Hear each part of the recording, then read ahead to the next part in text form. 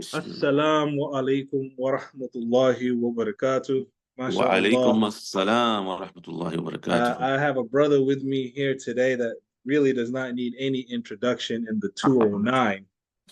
I got brother Nadeem Khan. Brother Nadeem Khan. Assalamu alaikum. How you doing, Afiq? Wa alaikum assalam wa rahmatullah. Alhamdulillah. All praise be to Allah. Yeah, mashallah. I see you. I see the Khan custom sign. You're over Alhamdulillah. there representing. How's things going, Afiq? Alhamdulillah. Just, went and had our beautiful month of Ramadan, which went by too fast. Yeah. And we got the month of Shawwal here. So Alhamdulillah, just preparing ourselves and making sure that me personally and those around me are able to increase our iman. As far as I've known you for more than a decade now, I've always seen you a part of the fabric of our Muslim community. What is it about that that pushes you to do that? Number one. And number one, Jazakallah khair, may Allah reward you for all the effort you are making and you have made. Wa iyyakum. We got to recognize that. A lot of times we don't really recognize our brothers in the community who's doing that work. And number one, I want to recognize that. So may Allah subhanahu wa ta'ala, number one, reward you and Jazakallah khair for Ameen. all of your time and effort you're giving to all of us in the community. Ameen. But I wanted to ask you, what is it that pushes you to continuously do that? And why do you think it's important for us to do that with our time in our lives? Bismillah ar-Rahman ar-Rahim. First and foremost, it's always the upbringing. And if anyone has known my parents, mashallah, they were always there for whomever was in need. And I got to live that and see that, throughout my life. So first and foremost, my motivation was my parents. And as I seen what they were doing for the community, there's not a day until today where my parents are not recognized. I mean, my Yeah, father, Allah yarhamu, he passed away, 13 years ago. My mother passed away 2 years ago. And subhanallah, I feel so blessed to be their son mm, because how they are being recognized. So one, it's my parents. Number two, I see sometimes there's lack in the community and no one ever really wants to step up and kind of take the role. So I just feel like Allah subhanahu wa ta'ala, He puts me in this position. mhm, And from the bottom of my heart, I try to do my best to the best of my ability, especially when it comes down to masajids, madrasas. Um, I've been put in a position where Allah subhanahu wa ta'ala has allowed me to, inherit the feeling of being the richest man in the world. Just mm, having that feeling alone just says, hey, look, I don't have to have, the financials or the money in the bank account to feel that richness. mm. So, SubhanAllah. Alhamdulillah, by the grace of Allah subhanahu wa ta'ala, whenever there's someone in need in the community, whether it's Muslim or even non-Muslim, Yeah, I always tell them that those non-Muslims are also Allah's creation. So it's a right. form of dawah to where we can try to help them, try to bring them in. And especially with the masajids, because if we give them dawah, then the only place they're gonna go is to the masajids. Mhm. And I look at our youth of today is not the youth how we were growing up. It's the time has changed, it's sensitive times. Mm, We have to put in a little bit more effort to make sure that they have the proper environment in order for them to develop into whom they need to be, rather than saying, hey, look, we're going to take you to high school and I'm going to buy you these Jordans and I'm going to do whatever it is to make sure you look right at school. mm, Sometimes that's a misconception. Not saying that don't buy them all these nice things, but what happens is when they're in that environment, we're actually throwing them almost like in the hellfire, as some scholars say. So when they're seeing what's on the outside environment, it automatically attracts them, whether it's, foul language, whether it's, the pants hanging down from the buttocks, or, whatever, using the N word, like, this is not what a Muslim is supposed to do. Right. So alhamdulillah, I keep my full focus on the youth just to make sure that we're able to bring them into the masajids where they can be taught, where they're able to, sustain themselves and mainly keep their identity, you know. Absolutely. You and I, we've grown up, we were born and raised here. Hmm. We've been through it ourselves, you know. Yeah. Yeah, for sure. So it's the blessing of Allah subhanahu wa ta'ala that He has given us to make sure that we are safe and secure with our families. We're in the house of Allah subhanahu wa ta'ala. We are, making as much sacrifice as we can to the best of our abilities. And, when it comes down to our community, we have to understand that Muslim is one ummah, It Mm. doesn't, it doesn't, it doesn't differentiate from if you're from Pakistan or from Palestine or from India or Fiji, a Muslim is a Muslim. And Mm-hmm. also Allah subhanahu wa ta'ala has given me the ability to, for the past 20 years, take care of all the Muslim deceased. Mm. That in itself to me is a blessing. And sometimes I feel like I'm not worthy of it, but it's the task of Allah subhanahu wa ta'ala in which He has given to me. So yes, as you're saying, the last part that you mentioned about helping the deceased, that's another thing that I see you do a lot on your Facebook account and on the WhatsApp group, posting about people who have passed away, the janaza times, and also I see you doing a lot of help with the janaza itself, as far as the preparation of the body and things of that nature. So, subhanAllah, tell us a little bit about that, because I know that's a huge work you're doing, and a lot of people can't really take that role, as stepping up into that area. Yeah, subhanAllah, 20 years ago when I washed, my first body, which was the father of my best friend. And from from there, it just, it clicked like, subhanAllah, what a blessing that, when we had the ulama and they explain to you like what a blessing it is for a Muslim to bathe and shroud another Muslim. So even at a younger age, I'm glad that I inherited it. So we have the understanding of why a Muslim, deceased is to be bathed and shrouded the proper way. Yeah. So, there's sometimes, unfortunately, there's times where I have cases to where the family members do not know what to do. Like, what, Nadeem, what do we do now? So, Alhamdulillah, like I said, from my parents and what they have done in the past, I feel like Allah subhanahu wa ta'ala has given me a duty to say, hey, look, you know what? I'm going to give you this responsibility and you're going to help with the families as they're going through this hardship. So, alhamdulillah, whether I'm at work, wherever it may be, alhamdulillah, I'm able to drop whatever it is I'm doing to be able to comfort the family because it's a process as well. You have to get the paperwork in line, you have to get the grave ready. So that's not a motivation, but what I try to do is I try to be there for the families to help comfort them. Whether it's 2 o'clock in the morning, 3 o'clock in the morning, alhamdulillah, my phone will always be on, and as long as Allah subhanahu wa ta'ala has me here, I will take on that responsibility and that duty of trying to help my community. Sheikh, Absolutely. I wanted to end with one thing I want to ask you and get your thoughts and how your mental is on this, because one of the things that a lot of people struggle with is sometimes lack of motivation. A lot of the youth, even brothers and sisters, they're going through marriage issues, they're going through financial issues, they're Right. going through raising children issues, the challenges of raising the youth in today's society and culture in America, especially, how it is.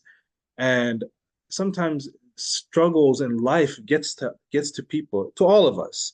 So as a form of not giving up, a form of staying motivated, what kind of words can you give to those people who may be struggling along those lines? You know, believe it or not, Brother Hashim, it's been several years. I did not know in my wildest dreams that one day I'll become a counselor. There's just so much going on with our youth, with our brothers and sisters, from divorces to the children being addicted to drugs. And I always go back to the parents because of the fact of Parents need to give their children time, and time is valuable.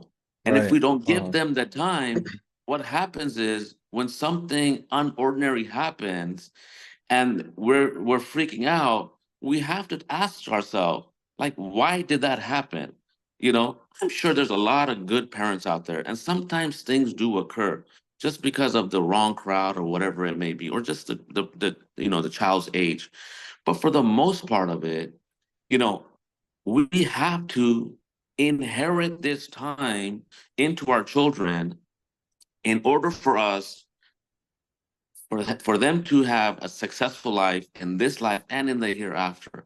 And how do we do that? We don't do it just by saying, okay, hey, look, I have a business and I'm going to make all this money for you guys and I'm going to leave it all behind for you guys. No, you teach them how to work. You teach them discipline. You teach them ethics. You teach them the deen, most importantly. Right. And when we do this, then we will understand how how beautiful our deen is and how easy it is. But what happens is some people tend to think it's difficult because when we say in school, we make sure they get to school on time. We make sure they're dressed nice, right? But when it Mm. comes down to the house of Allah, we're like, oh, let me wipe my eyes and just wipe things down, make a quick wudu real quick. And this is not how we're supposed to do it. No. Hey, we're gonna stand in front of Allah right now. Make sure you have a proper wudu. Make sure you take time with your wudu, huh? Wear Mm. good clothes. We're about to have a meeting with Allah subhanahu wa ta'ala. This is Mm. what we lack. This is what we lack. The sheikhs and the ulama, they can only do so much and say so much. But the Right. main teachers are in the house. The main Absolutely. teachers are those who are in the house, and those are the parents. So I highly encourage the parents to please, even if your son, daughter is going to school, ask them when they come home, how was your day today? When you drop them off, encourage them, hey, become the best. You know, Try to stay away from any negative activities. Yeah. We have to get that mindset into their minds so they understand, like, my father, my mother just gave me a message, and I think I better listen to that message. Otherwise, they're going to listen to the message to those who are, doing Yeah. wrong, Right. right? They'll get Mm. influenced by what they're doing. And next thing your son or daughter's coming home, acting different, saying different things. Mm-hmm. So it's vital for every single parent to be involved today. As you know how the dunya has flourished. We're living in times to where it's not like it used to be in the 80s and the 90s. You Mm. know, the days are going by so fast. It's Jummah to Jummah. Mm. Mm. And what are we doing with our kids? What time are we giving to our kids? So I can sit here and say, man, you know what? I'm running a business. I don't have time. Well, I think I'm going to be questioned on the day of judgment. Like, hey, why didn't you give this time to your community, to your kids, and putting in these efforts? So I try to balance everything out. Alhamdulillah, Allah subhanahu wa ta'ala, he blessed the community in where I live with a masjid right across the street from my house.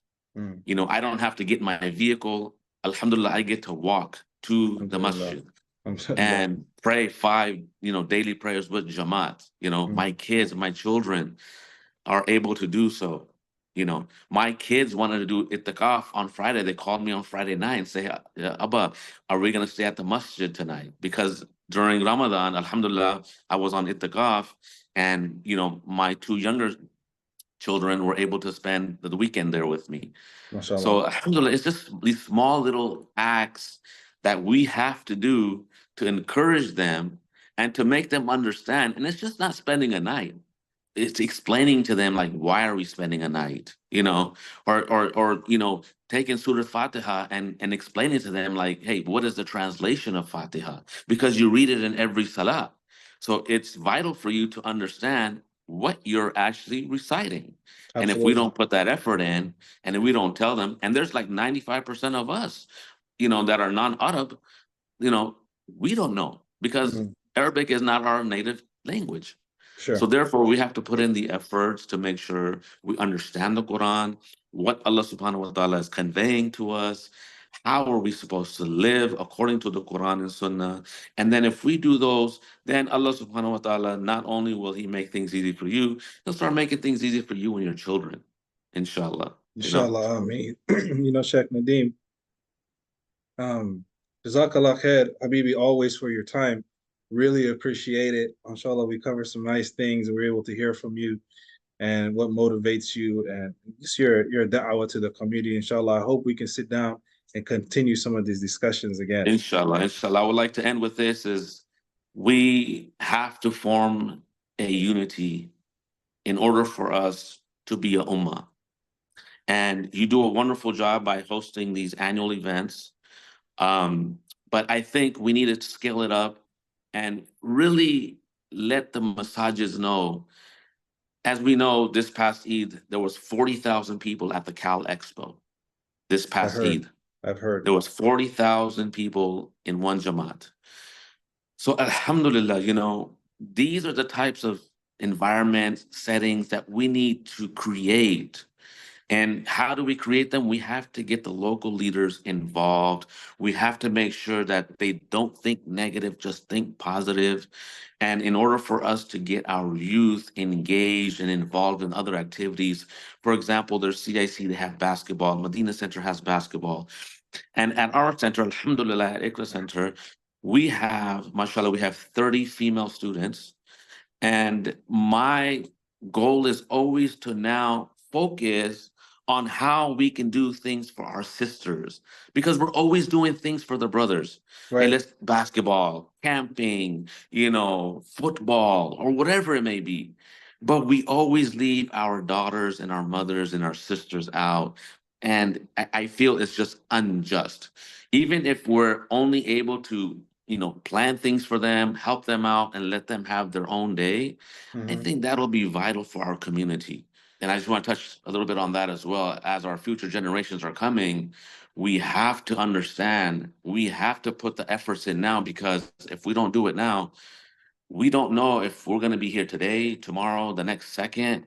But our intention should be like, hey, look, we need Islamic schools for our brothers and sisters, right? Hmm. We need to have these facilities, these community centers to where it's, separated for brothers and sisters. And if we can do these before we leave this dunya and we're able to give them something, then inshallah, it'll be sadqa jariyah for us. But we have to put that time and effort in. I thank Allah subhanahu wa ta'ala for all of the ability He gives to me. And I feel like I'm not worthy of it, but yet I'm still, I'm very thankful for it. And I try to do the best of my ability to make sure that, the whole plane is Yeah. safeguarded, Alhamdulillah. and it's just Alhamdulillah. not focused on just one specific group or one specific masajid. Absolutely. No, Sheikh Nadeem, may Allah subhanahu wa ta'ala reward you for all the effort you're making and give us the ability to be able to reach these goals because they're so important for us. And now that this is our time, like you said, we're right now, this is our time. We don't know when our death will come, but what we do now, basically, we're paving the path for our future generation. So it's very Yes. important for us to be able to continue to pave this path as best as we can to lay out for our children. So when we're gone, the work can be carried on properly. So this is our time. May Allah subhanahu wa ta'ala help us. I know I benefited tremendously from what you said. I take everything you always say to heart. We go back. Alhamdulillah, Yes. we got that connection. So again, Jazakallah khair for your time, brother Nadeem. It was great to hear from Yakum. you. May Allah Yakum. make keep us in your dua, inshallah, and we'll Inshallah. we'll, we'll talk. Inshallah. We gotta sit down like this and talk some more. I'm gonna say one thing before we cut off. So instead of putting the money in the savings account, checking account, or wherever it's going, please invest it. Invest it into your akhirah, invest it into your community. And it's okay. Allah subhanahu wa ta'ala gave you that. Inshallah, He'll give you more. Let's No. get together. Let's put these funds together and let's build a future for our children. Jazakallah khair, Habibi. May Allah Wa subhanahu wa iyyakum. ta'ala reward you and your efforts, everything that Amin. you do. Amin. May Allah subhanahu wa ta'ala give you and your family good health, good Amin. strength, and bless Amin. you all with more wealth, inshallah. Amin. Jazakallah khair, Shaykh. Assalamu alaikum wa Wa rahmatullahi wa alaikum barakatuh. assalam.